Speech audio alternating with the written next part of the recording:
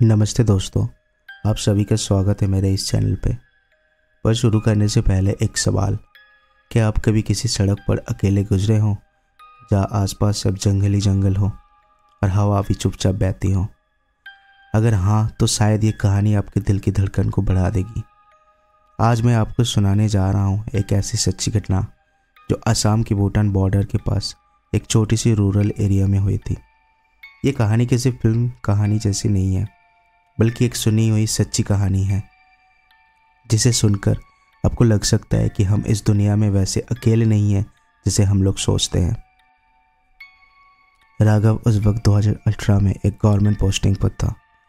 Office एक remote area में थी, जंगल से घिरा हुआ, जहाँ इलेक्ट्रिसिटी का नामो निशान नहीं था। राघव गेमिंग का बड़ा शौकीन था और विलेज में इलेक्ट्रिसिटी अनरिलायबल थी, इसलिए वो पास में एक टाउन में रेंट पर रहता था और रोज़ मोटरसाइकिल से लगभग 35 किलोमीटर का सफ़र करता था। उस रूट का सबसे डरावना हिस्सा वो 20 किलोमीटर था जहाँ सब जंगल ही जंगल, बैम्बू का झाड़ और बिल्कुल खाली रोड होती थी। कभी कभी कोई गाड़ी दिख जाती या कोई लोकल आदमी पैदल जा रहा होता, बस उसके अलावा वहाँ कोई नहीं होता था। एक दिन दोपहर के लगभग 3 बजे राघव ऑफिस से निकला। आसमान बिल्कुल साफ था, धूप भी तेज थी, जंगल का हवा हल्की ठंडी लग रही थी। राघव ने बाइक तेजी से भगाई। हाफवे तक सब कुछ नॉर्मल था, मगर फिर किसी ने उसे देखने के लिए मजबूर कर दिया।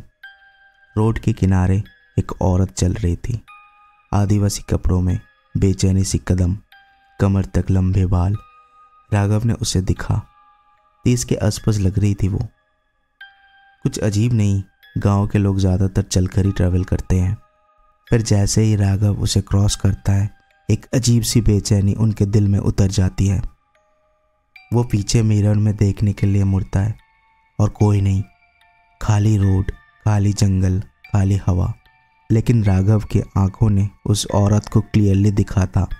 इससे पहले कि कुछ समझ में आए, राघव ने बाइक रोक दी। वो कहता है कि गलती यहीं हुई। उस वक्त धूप थी, दिन भी था, इसलिए राघव को डर से ज़्यादा क्यूरियोसिटी हुई। आखिर वो गई कहाँ? बैम्बू के मोटे झाड़, जहाँ कोई आदमी एक सेकंड में छुप नहीं सकता है। ना आसपास कोई घर, ना कोई गली, ना कोई मोड़। फिर वो अचानक हवा में कैसे गायब हो गई? राघव कुछ मिनट तक सर्च करता रहा, फिर वही गलती की जो शायद उसे करना नहीं चाहिए था। वो वहीं रुककर बाथरूम करने गए। खैर, राघव ने कुछ ना सोचा, बाइक स्टार्ट की और टाउन वापस चले गए। उस रात सब नॉर्मल था, गेमिंग, डिनर और फिर बेड।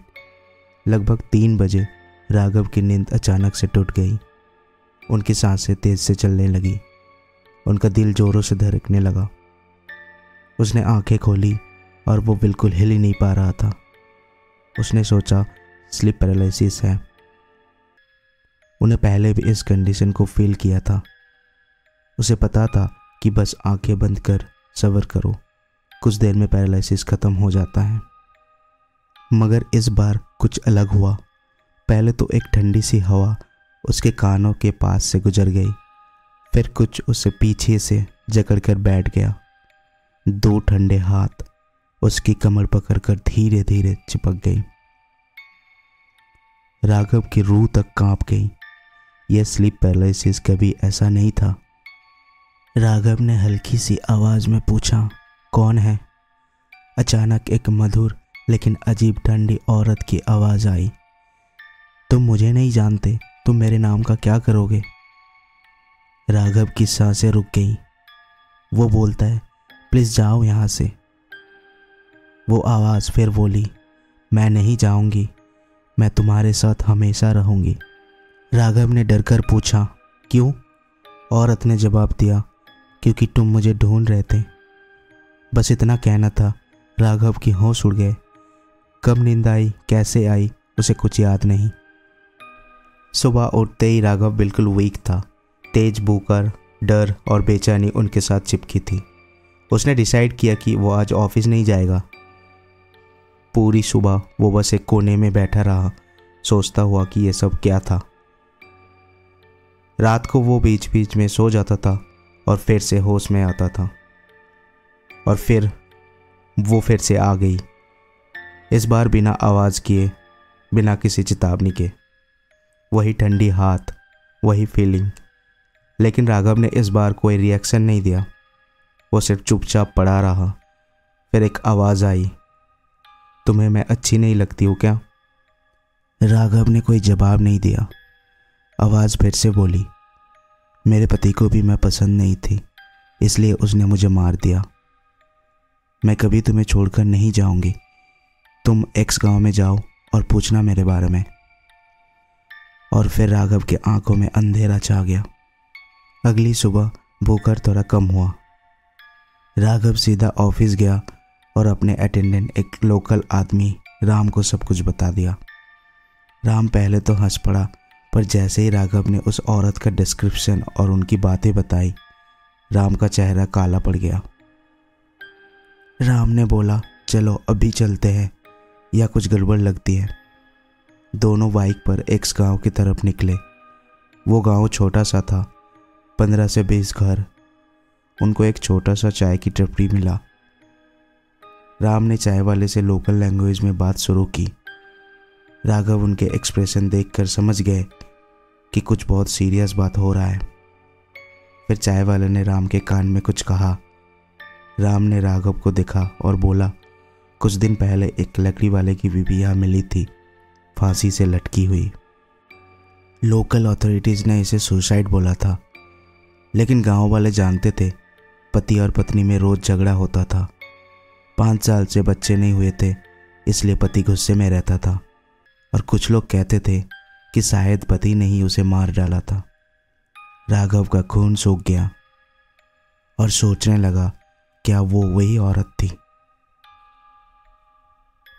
राम राघव को लेकर एक लोकल तांत्रिक के पास ले गया। राघव ने पूरी कहानी सुनाई।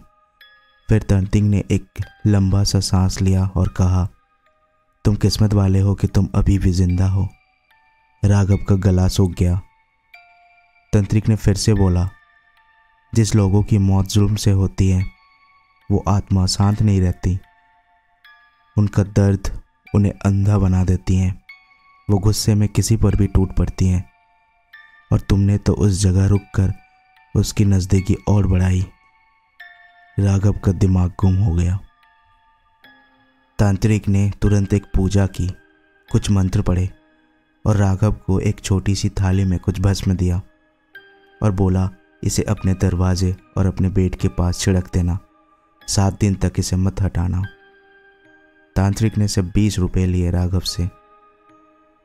राघव ने सब कुछ एग्जैक्टली वैसे ही किया और उस दिन के बाद वो औरत कभी वापस आई ही नहीं। राघव आज भी कहता है कि ये सब सिर्फ स्लीप पैरालिसिस नहीं हो सकता। स्लीप पैरालिसिस में आप आवाज़ सुन सकते हो, पर ऐसे मीनिंगफुल कन्वर्सेशन, ऐसे एग्जैक्ट लोकेशन डिटेल्स, ऐसे 2 रात तक रिपीट होने वाली एनकाउंटर, और सबसे बड़ी बात, दिन के उजाले में एक औरत का गायब हो जाना, यह सब कुछ सिर्फ इत्तेफाक नहीं हो सकता। राघव का मानना है कि उस दिन जंगल की उस खाली रोड पर उसने एक ऐसी आत्मा को जगा दिया था जो किसी दर्द और धोखे में उजली हुई थी। वो किसी को ढूंढ रही थी, किसी को पकड़ना चाहती थी, और राघव गलती से उनके रास्ते में आ गए।